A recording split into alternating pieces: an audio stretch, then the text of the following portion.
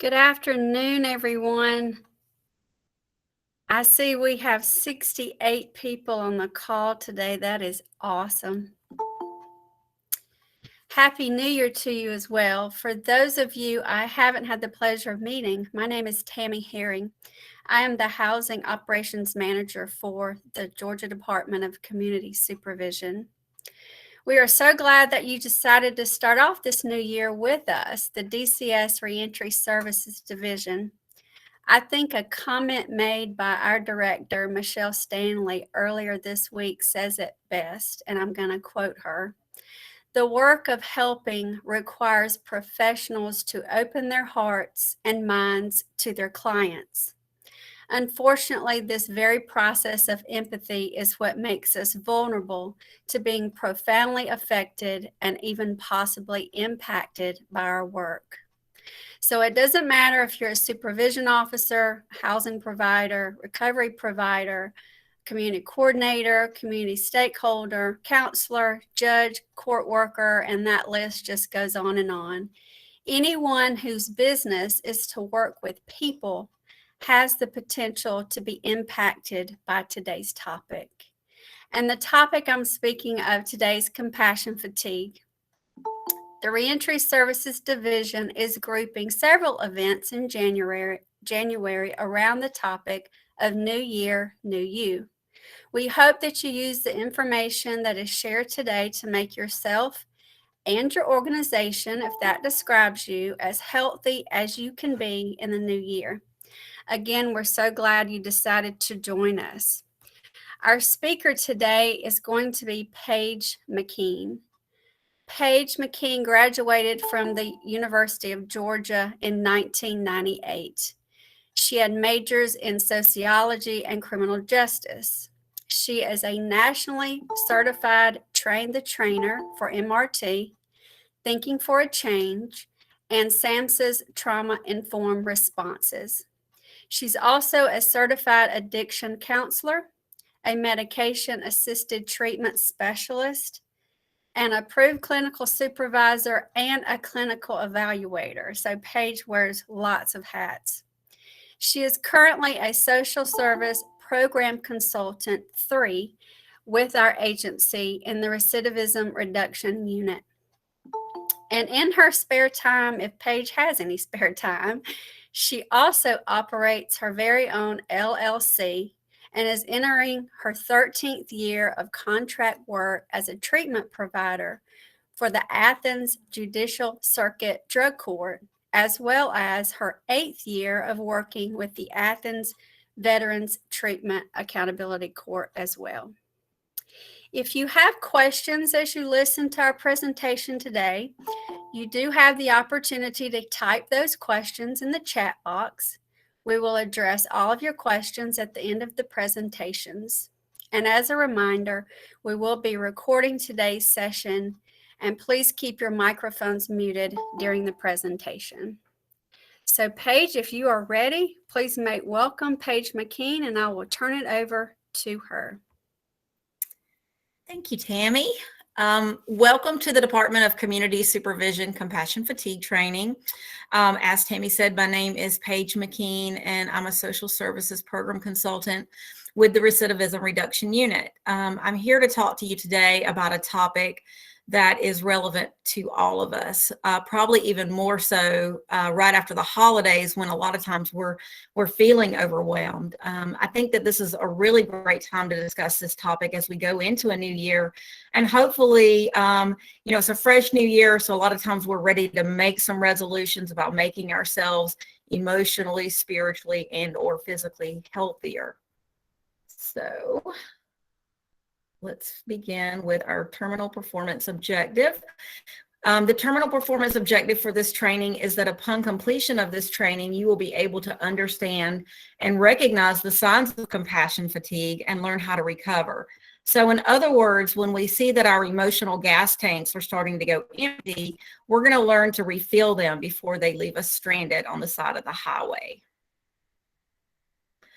The enabling objectives for this training are to define compassion fatigue and describe the corresponding components, identify who is at risk for developing compassion fatigue, recognize the signs and symptoms of compassion fatigue, and learn how to prevent and recover from compassion fatigue.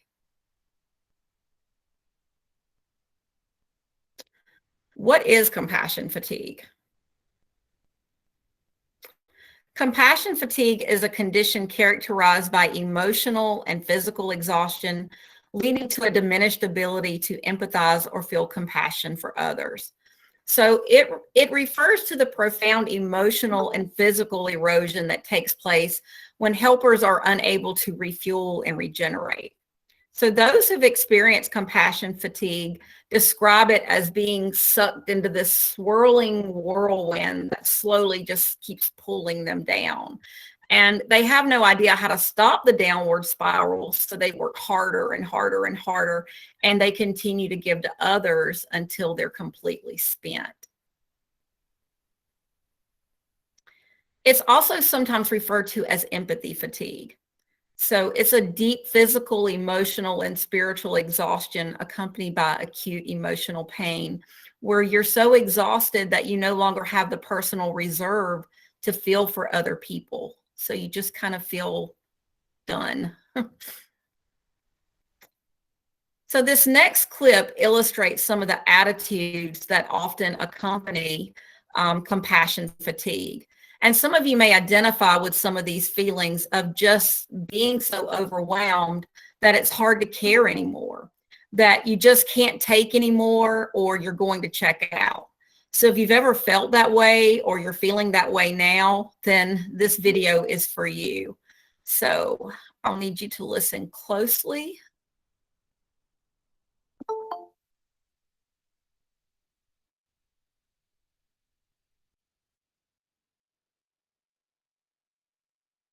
Here's to you, trying to make the world a better place. You take on the weight of it all, knowing there will be a cost, but never expecting to pay full retail for it. After a while, you notice something's getting to you. You're changing. You've been there. We've all been there. The answers just aren't all that easy anymore. Now you're too drained for even the smallest demands. You're numb. You feel like you can't do enough, and you've needed a nap since before the turn of the century. Maybe you're a school teacher, a public defender, or a member of the military.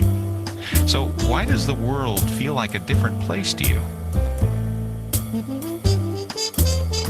Maybe you're an ecologist, a doctor, a community organizer, or a caretaker to family members.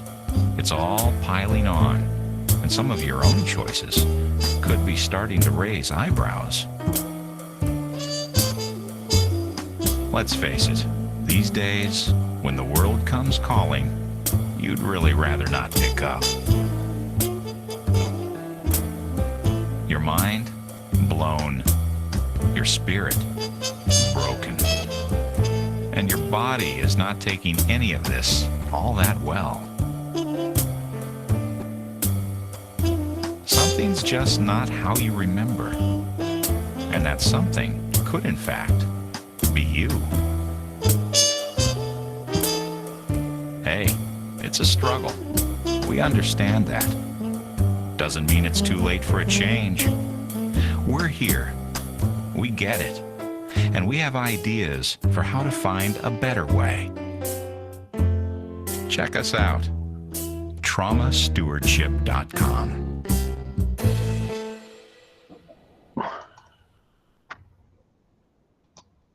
Hopefully you were able to read most of those cartoons. That may have been a little bit difficult to see, but anyone ever feel this way? When the world comes calling, you'd rather not pick up?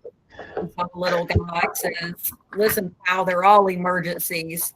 So, you know, you have a really rough day at work and someone else comes to you with what they consider to be a crisis, and you're like, I'll show you a crisis. you can start to really become immune to everyone else's problems, right? So, we can't deal with crises day in and day out and expect not to get someone somewhat, immune to it at some point. It's a self-protective measure.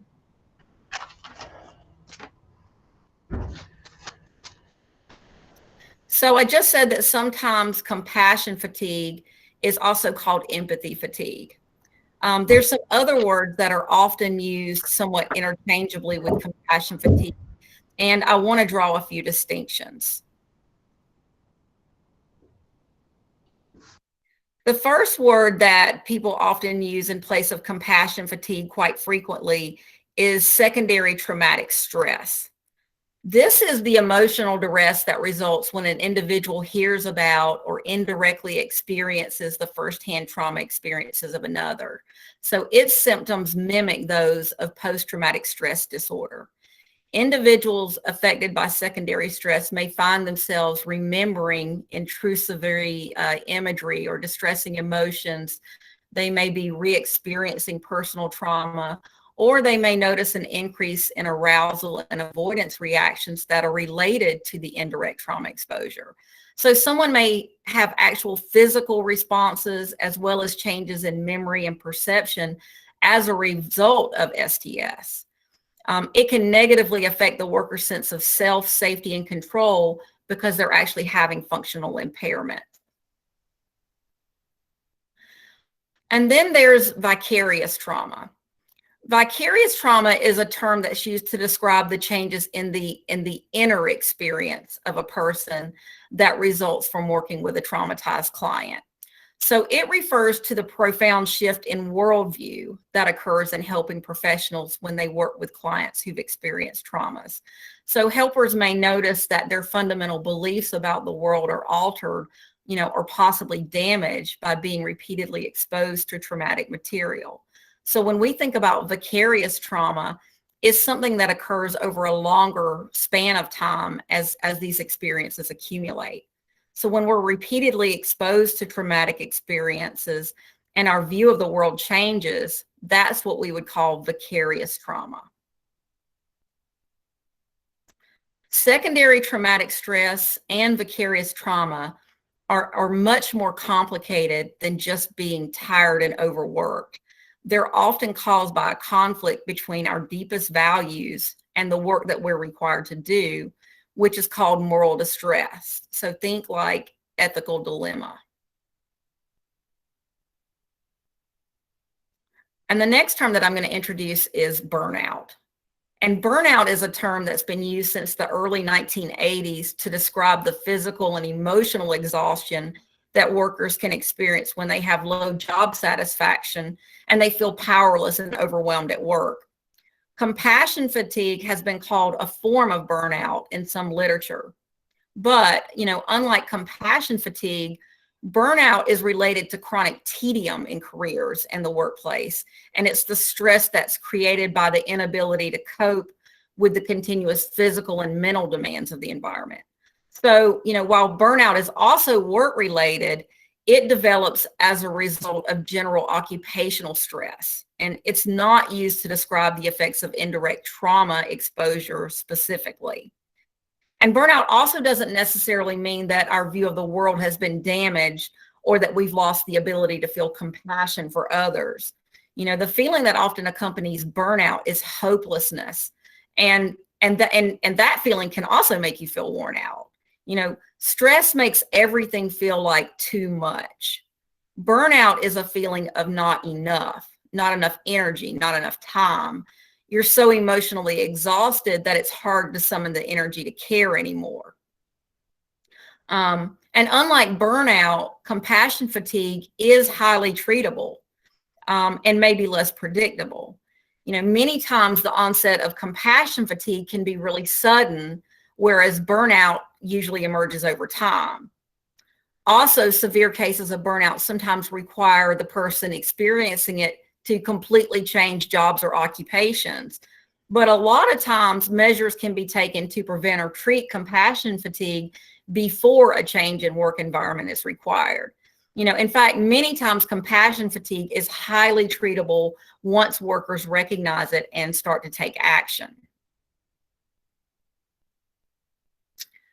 So, while they're used interchangeably, it's really important to note these differences in terms. Vicarious trauma and burnout would be considered more so components of compassion fatigue. Sometimes secondary traumatic stress is used in literature to describe compassion fatigue. However, compassion fatigue is often seen as a less stigmatizing way to describe secondary traumatic stress. Another component of compassion fatigue is what we would call compassion satisfaction. And compassion satisfaction relates to the positive payment that comes from caring. So that comes from competent performance as a trauma professional. And it's characterized by positive relationships with colleagues and just the conviction that one's work makes a meaningful contribution to clients and society. So having little compassion satisfaction is a leading factor for developing burnout and compassion fatigue. Some traumatized professionals think that they can no longer be of service to their clients, and they end up leaving their jobs or the helping field altogether when they develop compassion fatigue. Interestingly enough, I think we would expect compassion fatigue to be most prevalent among those who've been on the job the longest, right? But the opposite is actually often true. Many times the newer workers don't have the training and experience to protect themselves from the stressors of the job, and they are the ones who develop compassion fatigue the quickest.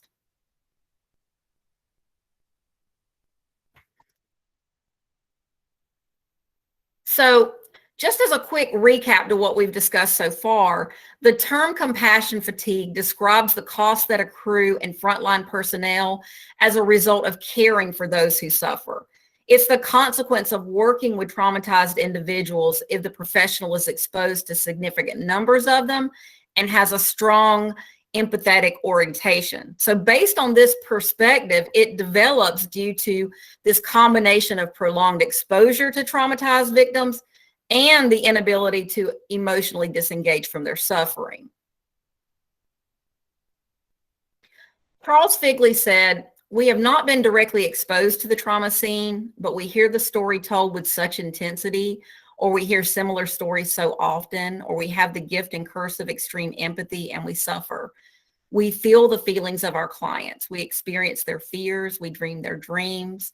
Eventually, we lose a certain spark of optimism, humor, and hope. We tire. We aren't sick, but we aren't ourselves."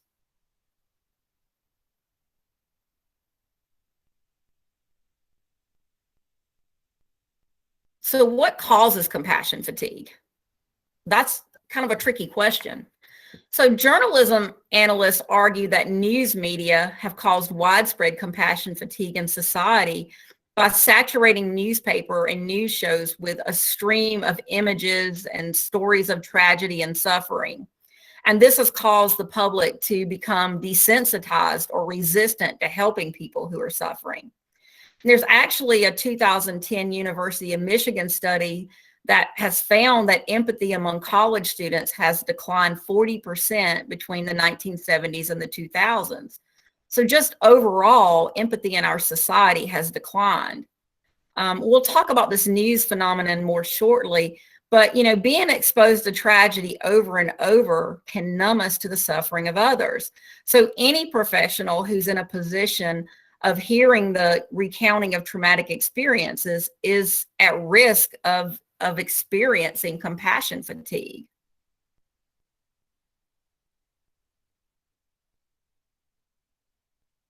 Now, before we get into the professions that put people at risk, let's talk about some aspects of the caregiver's life that can increase their risk for developing compassion fatigue. So to be really clear, it doesn't mean you have to have these characteristics to develop compassion fatigue. It just means it puts you at greater risk. So persons who are overly conscientious, perfectionists, and self-giving are more likely to suffer from this secondary traumatic stress. Those who have low levels of social support or high levels of stress in their personal life are also more likely to develop compassion fatigue. In addition, previous histories of trauma that led to negative coping skills, such as bottling up or avoiding emotions, having small support systems, those also increase the risk. That being said, risk also appears to be greater among women and among individuals who are highly empathetic by nature. We also see a higher risk of compassion fatigue for professionals who are organizationally isolated or feel professionally compromised due to inadequate training. So the origins of compassion fatigue most likely took hold during our formative years. Many times surviving a dysfunctional childhood aids in creating behaviors and patterns that can lead to high levels of compassion fatigue and caregiving. So, when we're put in a position of caring for others at an early age, we learn to put the needs of others before our own needs. Additionally, if you grow up lacking strong personal boundaries, it can cause you to experience an overdeveloped sense of responsibilities. So again, it doesn't mean you have to have these characteristics to develop compassion fatigue, but it does put you at greater risk. So having said all that, compassion fatigue can affect a wide range of professions and caregivers. We're not going to cover all of those today, obviously, but it does tend to be common among professionals who regularly work in a helping or healing capacity. So we increasingly hear of compassion fatigue occurring among police officers, doctors, and first responders. We would expect nurses, doctors, and paramedics because empathy and compassion are demanded of them on a daily basis. They often experience compassion fatigue when they're dealing with these heavy workloads, excessive demands from patients, and the really long hours that they work. Police officers, they're often the first on the scene, and they experience this, brutally graphic violence. They have to respond to a variety of situations that require them to provide emotional support to, people that are impacted by a wide variety of crime, anything from abused children, battered women, victims of robbery, assault, rape, survivors of natural disasters, and lots of other catastrophic events. But they are not the only ones. Anyone in any profession is at risk. We all work with clients who have traumatic histories. Therapists and counselors, for example, can experience compassion fatigue when the stories and experiences of the people they meet in therapy start to affect their lives outside of work. Mental health professionals in particular often suffer from compassion fatigue, especially when they treat clients who have suffered extensive trauma. We have residential recovery providers who are often working with clients with an extensive traumatic background. When you're working with people who are often homeless or nearly homeless, you may be especially susceptible to their tragedies when the problem is prolonged and your best efforts just don't seem to be helping. Assisting clients who need housing can be especially difficult because homelessness is often highly stigmatized, and it's seen as a result of bad decision making. Many times our housing providers, they're not adequately trained to cope with the aftermath of trying to help this population and deal with their personal crises. So sometimes they aren't trained to deal with the violence that can accompany working with this population, and they try to deal with these feelings internally as a self-protective measure because it can seem to be this overwhelming problem otherwise, and that can lead to compassion fatigue. Caregivers for dependent people can also experience compassion fatigue, which can lead to abusive behavior in caring professions. That often results from just the taxing nature of showing compassion for someone whose suffering is continuous and unresolvable. This also occurs among professionals involved in long-term health care and for those who have institutionalized family members. These people may develop symptoms of depression, stress, trauma, and those who are primary care providers for patients with terminal illnesses are at a higher risk of developing these symptoms as well. So something that I found really interesting as I was researching different occupations for this presentation was this. According to the National Occupational Mortality Surveillance Survey, Veterinarians have the third highest risk of suicide as cause of death when compared to other U.S. occupations. You know why? Because veterinarians experience a high degree of compassion fatigue due to the high number of euthanasia of animals they have to perform daily, which was staggering to me. Like, I can't imagine having to euthanize animals every day for a living. The American Bar Association says that even lawyers, especially those practicing in areas that may require them to visit accident scenes, view graphic evidence, or deal with reports of trauma, have a high susceptibility to compassion fatigue. And this goes for judges as well, y'all, because they also have to look at all these, murder scene pictures and things like that. I know that I have definitely observed this myself firsthand with DCS staff. We have supervision officers who have the responsibility of going out in the field to conduct field checks, and they're constantly exposed to the chaos of our clients' lives. They see things that are very difficult to unsee. Our counselors hear about things that are very difficult to forget. I was recently talking to a friend of mine who is a federal probation officer, and she was talking about having to deal with clients who rape babies, like babies, and how difficult it is for her to deal with the imagery she has to view. It is difficult to go back to life as usual when you know that things like that are happening around you. And I know that for me, I'm hyper vigilant around my nieces and nephews as a result of the clients that I work with and the things that I've heard over the years. So regardless of what occupation you represent here today, all professions can be touched by compassion fatigue or secondary traumatic stress.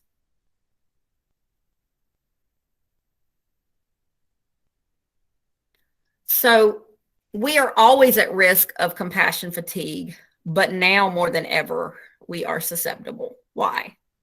Because right now we are being exposed to a large volume of news and stories about hardship, pain, and sadness. The COVID-19 global pandemic is taking a physical, mental, and emotional toll on doctors, nurses, healthcare workers, first-line responders, and caregivers. The long work hours, the limited resources, they're causing overwork, exhaustion, and in many cases, compassion fatigue. This applies to all of us. Part of this is because we're trying to balance our workload with the concerns for our own family and loved ones. And, every day we hear about, people that are dying, people that are sick. And, our brains are built to process all of this information around us and find solutions. And once we can find solutions to pain and hardship, we can start to feel less fatigued. But the hard part about COVID-19 is that since it started, there haven't been any easy solutions, and it doesn't look like there will be anytime soon. Research shows that health professionals can experience various psychological problems when working in high pressure and high risk scenarios, such as in times of disaster and pandemic. And some of the factors surrounding COVID-19, such as how easily it's transmitted and the lack of immunity among global populations, the delayed testing, the limited medical equipment, just, the uncertainty of the pandemic trajectory, and the general level of anxiety within the community, all of that is combining to place increasing pressure on health and welfare systems. And add to that we have had a lot of social unrest throughout the country that has taxed all of our first responders, and it's basically bringing things to a boiling point in our society, and none of us are immune. And think about what else is going on. In addition to witnessing and experiencing patient suffering and death more frequently, our first line responders are having to make some really serious moral decisions, such as having the responsibility for resource rationing. In some places, doctors are having to make decisions about who gets hospital beds and who gets respirators, and those are literally life and death decisions. So that puts our healthcare workers at a heightened risk of developing compassion fatigue during the pandemic. They are also at an increased risk of infection, and they have the added concern of potentially contracting the virus themselves or unknowingly exposing family members and friends. And I know a lot of you have that same concern. You have to go to work, but you could expose your family members and friends. So that concern about being infectious can make you reluctant to seek out assistance from family or friends, and it can reduce the capacity to be compassionate in the workplace. So the cost of caring is sometimes referred to as an occupational hazard of working in critical care settings. So the literature has clearly established that burnout and compassion fatigue are high among all health professionals, but especially so for those who work in environments where they're confronted daily with large numbers of people for whom the outcome is dire, such as the case for those who are diagnosed with COVID-19, such as what we're dealing with right now.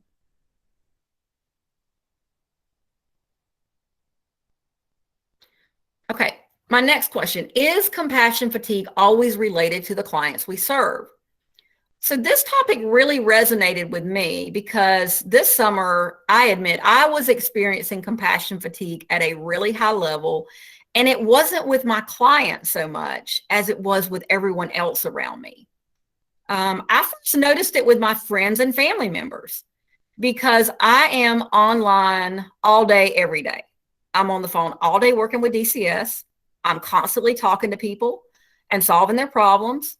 And when I get off work, I have a private practice where I'm a substance abuse counselor and I hear about even more problems. And honestly, I began to get angry when my phone would ring after work because I just did not want to talk to another person. I wanted to just completely unplug. And I would get resentful when I would hear people talking about being bored and being stuck at home because I was working harder than I have ever worked. My friends and family would call me and complain about having nothing to do, and they would want to talk and share their problems. And all I could think to myself was that I wish that I had time to be bored. And other times their problems were serious, but I was just so overwhelmed with all that I had going on in my life that my compassion for them began to fade, and I began to try to think of ways to avoid them. You know, I felt pressured to take their calls, like I should take this call, but I just really didn't want to deal with all of it. So my compassion fatigue began to grow very rapidly, but fortunately, you know, I have a very good therapist that was able to help me identify it rather quickly. And, you know, I'll tell you a little bit later what I had to do to overcome my compassion fatigue. So how do you know if you have compassion fatigue? Or maybe if a colleague or one of your employees has it. So I'm going to review some of the signs on this chart. One of the first signs may be anger or increased irritability, inability to maintain balance of empathy and objectivity, diminished sense of personal accomplishment, chronic lateness, depression, exhaustion, physical, emotional, frequent headaches, chronic ailments. So we see stomach problems, maybe they're constantly sick, feeling burdened by the suffering of others. So what we're describing here is someone who is beginning to maybe cut corners. They may be starting to make mistakes. Maybe they're having trouble concentrating, so they have oversights. They may start trying to avoid their clients or even distance themselves from coworkers or friends. And this is what we call the irritability phase. Skipping down a little bit, complaints about work, attitude, feeling discouraged about the world, intrusive imagery or thoughts, blames excessively, frequent complaining, workaholic, ignores self-care, inability to enjoy once pleasurable activities, uses denial as a means of self-preservation, and, you know, feels apathetic or sad. So now we're seeing a loss of enthusiasm. This person may be complaining about their work and their personal life. They seem tired all the time. Maybe they've lost their enthusiasm. And usually if this person can find other unhappy people, you're going to find a group of them complaining together.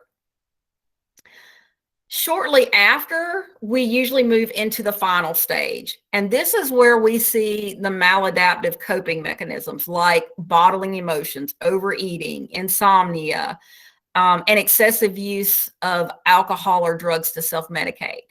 Many times the hopelessness starts to turn to anger, and it makes others appear incompetent. So others are appearing incompetent to them, which only fuels their feelings of, disdain for their work or their agency. So that can lead to feelings of indifference to our clients. It actually starts affecting the way that they're dealing with their clients. So I said uses denial as a means of self-preservation. And denial is a huge problem. According to the Compassion Fatigue Awareness Project, denial is one of the most detrimental symptoms because it prevents those who are experiencing compassion fatigue from accurately assessing how fatigued and stressed they actually are, which prevents them from seeking help. So, you have to recognize the problem before you can work on it. So one of a few things happens.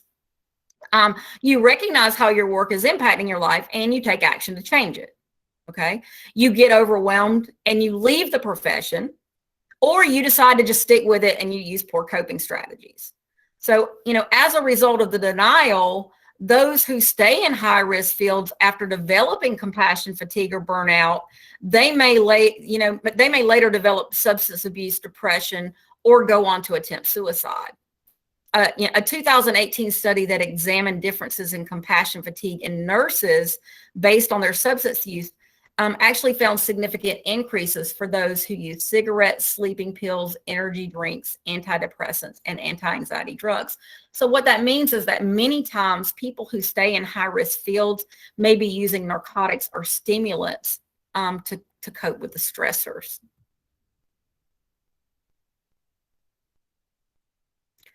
If you want to see where you fall on the compassion fatigue continuum, you can take the Professional Quality of Life questionnaire, the PQOL, which was developed by Dr. Beth Hundal-Stamm, one of the world's leading experts on compassion fatigue.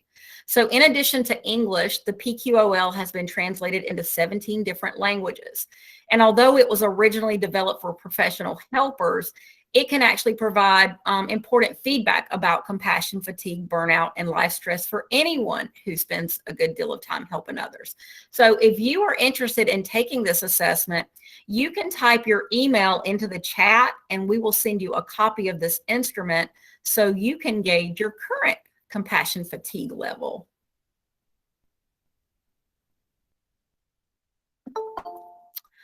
There are many organizational factors that are present where compassion fatigue is more prevalent, like in the healthcare field.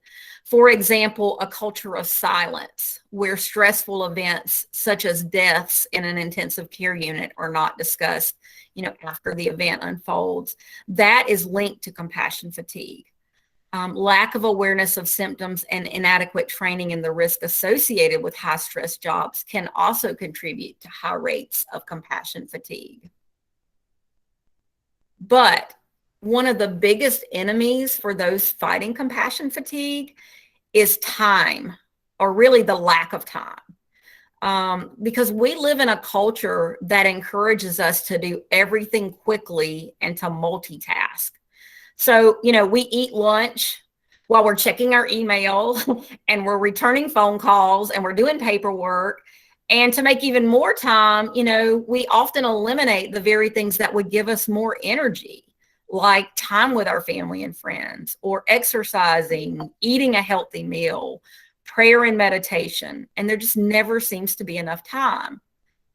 Compassion fatigue, it takes a toll. And it takes a toll not only on the worker, but also on the workplace, because it causes decreased productivity and it creates more sick days and it creates higher turnover.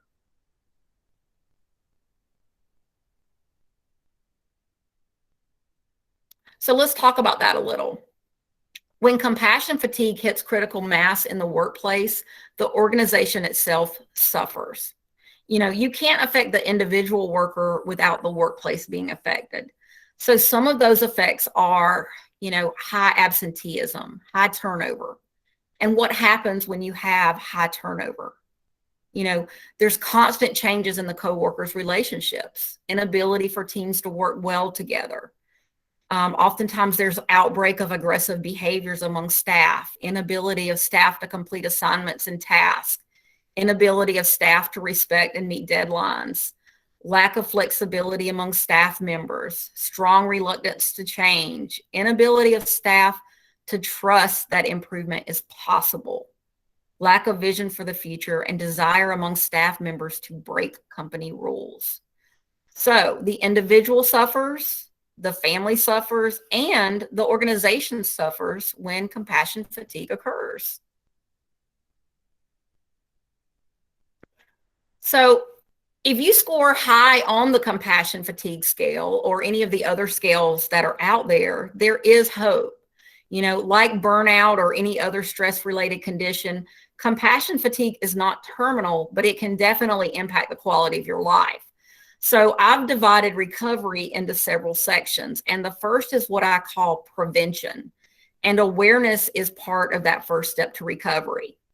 There's not like a silver bullet to cure compassion fatigue, but authentic, sustainable daily self-care can help manage the symptoms. You know, if we sense that we're suffering from elevated levels of compassion fatigue, chances are excellent that we are. And so our path to wellness really begins with that critical step of awareness, practicing self-awareness and self-monitoring to recognize changes in our behavior, our work, and life outside of work can really help prevent compassion fatigue. So developing either informal or formal supervisory and mentor relationships within your work environment can help you spot when you're being affected by compassion fatigue. You know, sometimes we may struggle to spot it, but having someone that can help you recognize it is really helpful. Stress reduction and anxiety management practices have also been shown to be effective in preventing and treating compassion fatigue.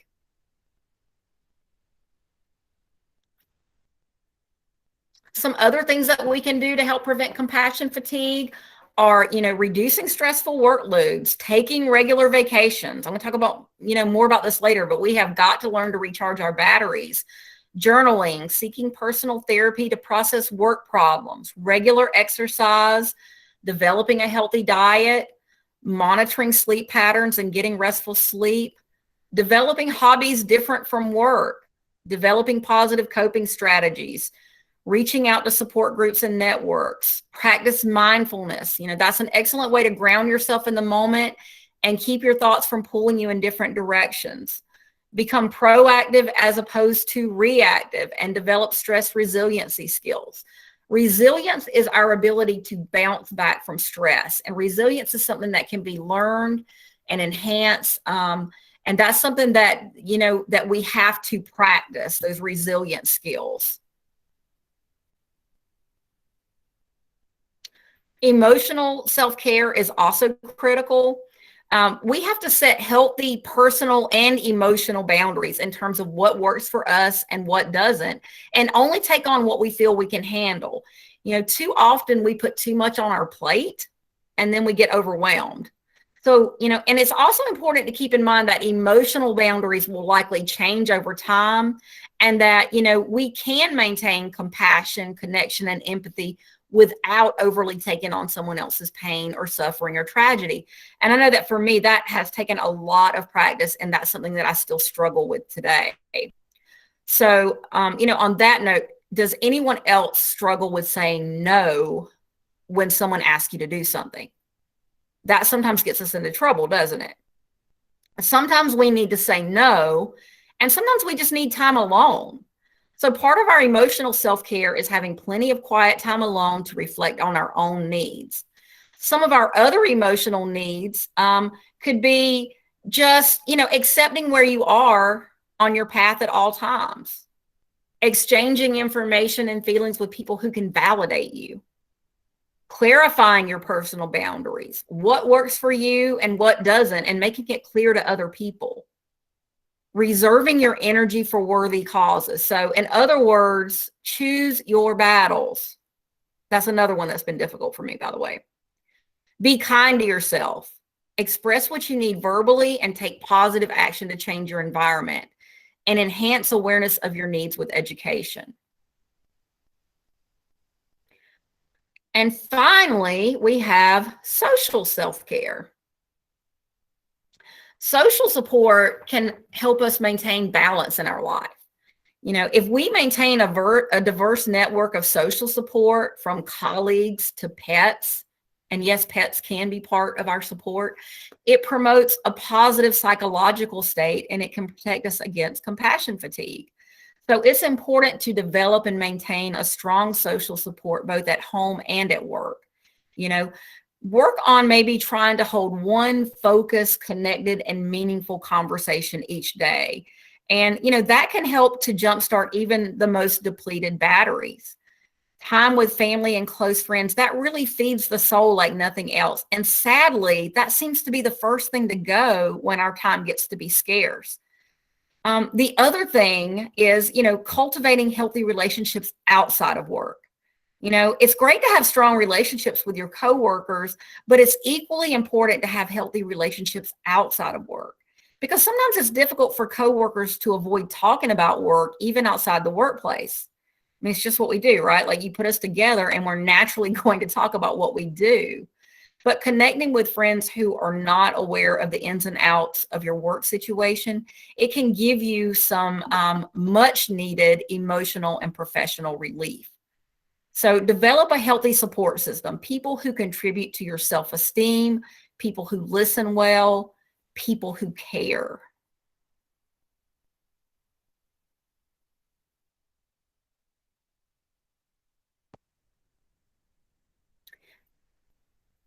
If your compassion fatigue score is low or average, that is really good news. But it's important to take measures to continue to protect yourself. So, you may want to practice some of the things that we've discussed above, and you can also develop principles of practice. So, oh, my slides are not keeping up with me, are they? Sorry. So think of these as a compass that can help you to get on track if your life starts to derail. Your principles of practice help you identify your values and define your priorities. So, to create your principles of practice, ask yourself, what gives my life joy and meaning? And, once you figure that out, commit to living and working within these principles and use them to guide your decision making. So before making decisions, pause and ask yourself, how well will this align with my values and priorities? So for example, if one of your priorities is to take better care of yourself, one of your principles may be, I will work for an organization interested in promoting wellness. So one of the things that I really love about DCS is that they allow me to work out 3 hours a week on company time. So that aligns with my principle of practice of taking better care of myself physically. So when I'm making decisions about my week, I use my principles of practice to guide, how my time will be spent. And I make sure that there's time for self-care built in for my physical self-care.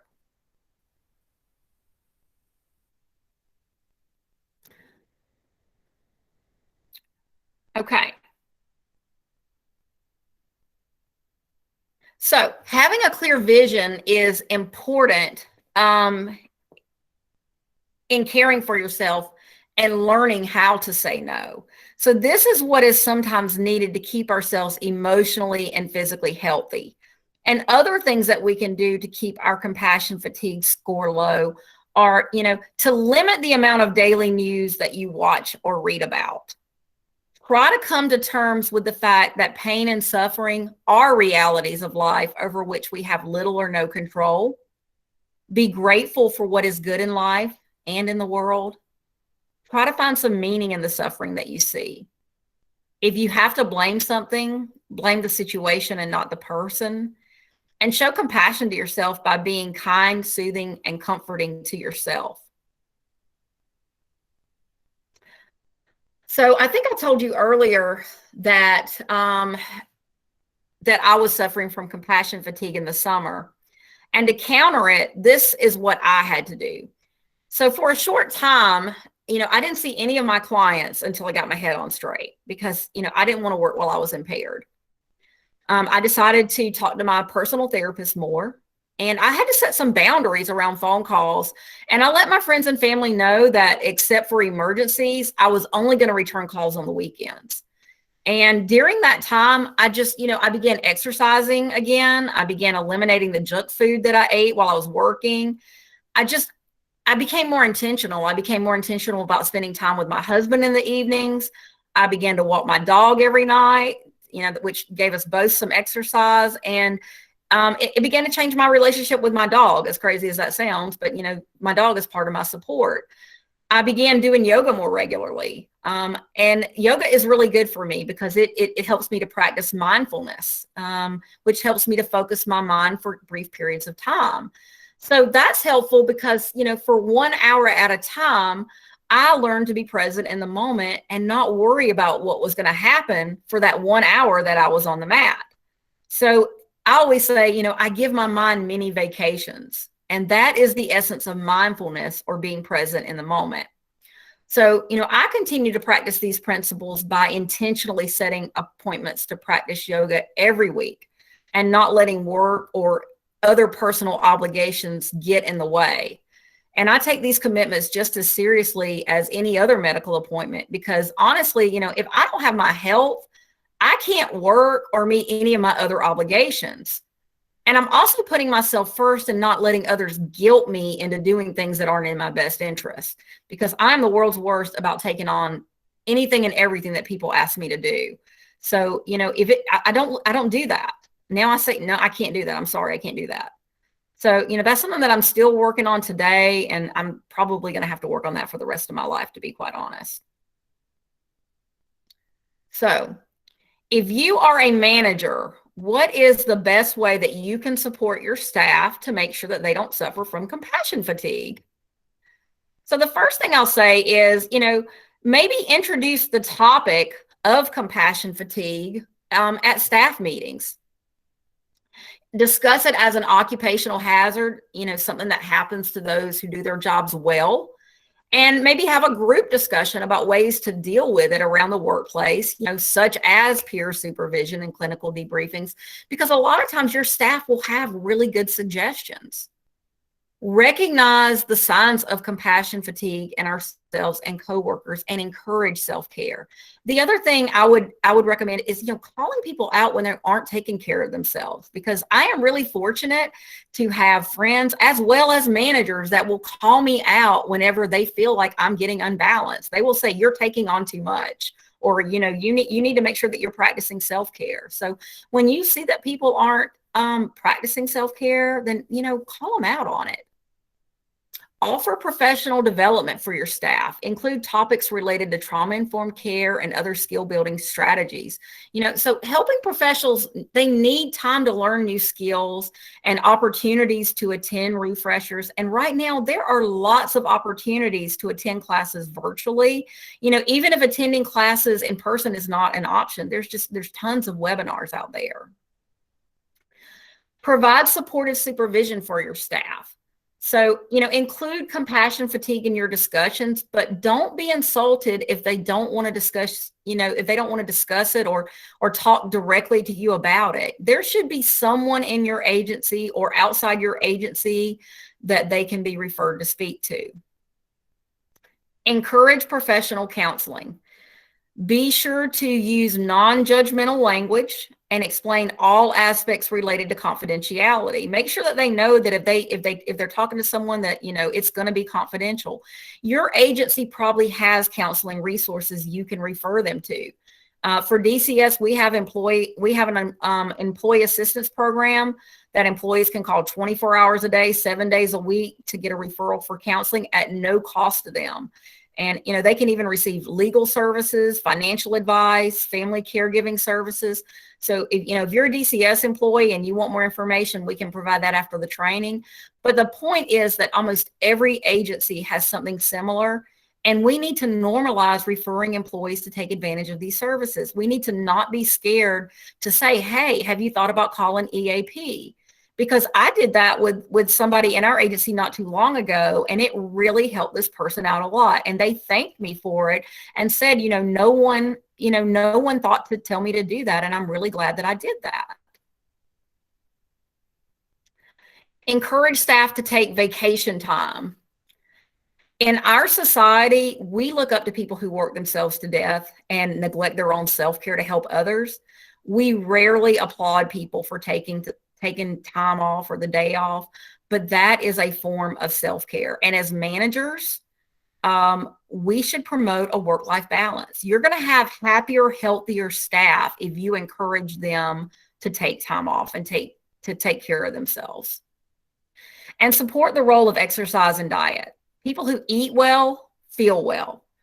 Exercise has mental and physical benefits, and who better to set an example than the managers? Because I know for me that when I incorporated a healthy diet and exercise, I became a much better employee because I felt better and I was able to perform better.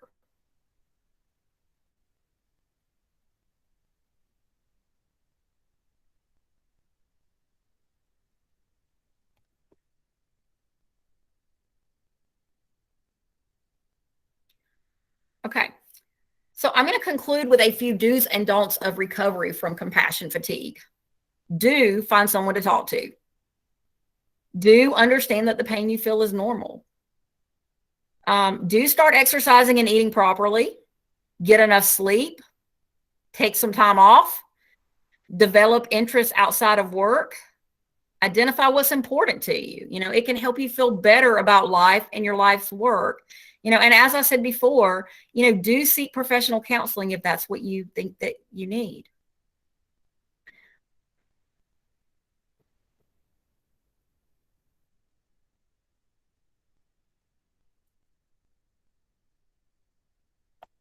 All right, the don'ts are just as important. Don't make big decisions. Don't make any major life decisions if you're suffering from compassion fatigue until you have recovered physically, emotionally, and spiritually. This is perhaps the most important advice. So don't quit your job. Don't get a divorce. Don't have an affair. Don't spend your money on an expensive trip or a new sports car. It may feel great at the time, but a few days or a few weeks later, you're going to find yourself waking up to the same set of problems or worse. Don't blame others. Others can't fix your problems. Don't complain with friends. I mean, I know you've heard that saying, misery loves company. It's really easy to fall into the habit of complaining when you're consumed by compassion fatigue, but it's only going to make you feel worse. And there are other more constructive environments to share your feelings. Don't work harder or self-medicate. So in other words, don't try a quick fix.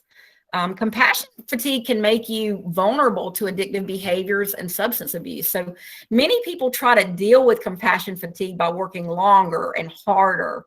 And, other people will try to self-medicate with alcohol, drugs, sometimes prescription drugs. There are a lot of other addictive behaviors, including sex, that are used to relieve personal pain. So don't let yourself abuse work, alcohol, or drugs. And just don't fall prey to that quick fix, because just as drugs can be addictive and eventually cause a whole different set of problems, the quick fix almost always ends up complicating an already overburdened life. And that just escalates that downward spiral. And don't neglect your own needs and interests.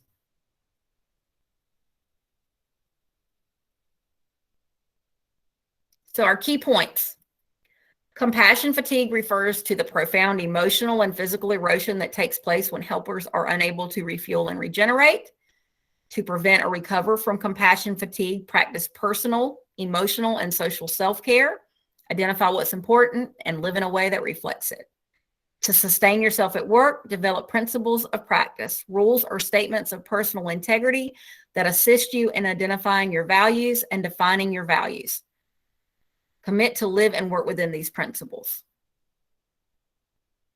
Final thought. Most of us spend too much time on what is urgent and not enough time on what is important.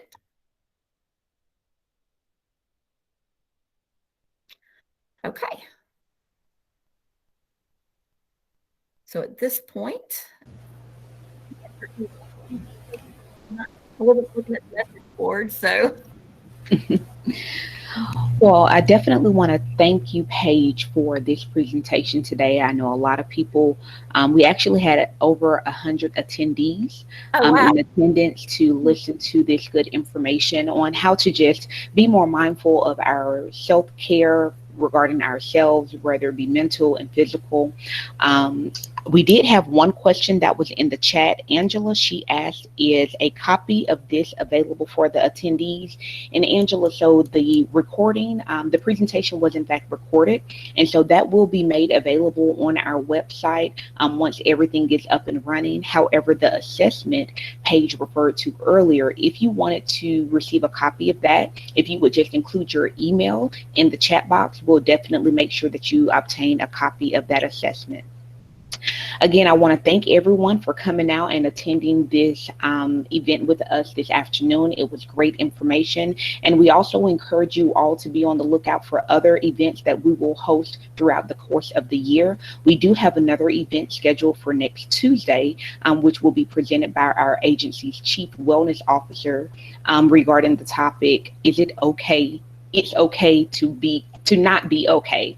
So again, I hope you all are able to attend that as well on Thursday. If there are no other questions, we'll go ahead and conclude. And thank you again, Paige, for your presentation today. Thank you for having me. Thank y'all, Yeah. thank y'all for staying and listening. Thank you. All right, you guys have a great day. Thank you. Thank you.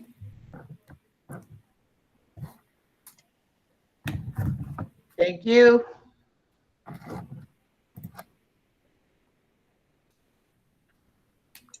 Thank you.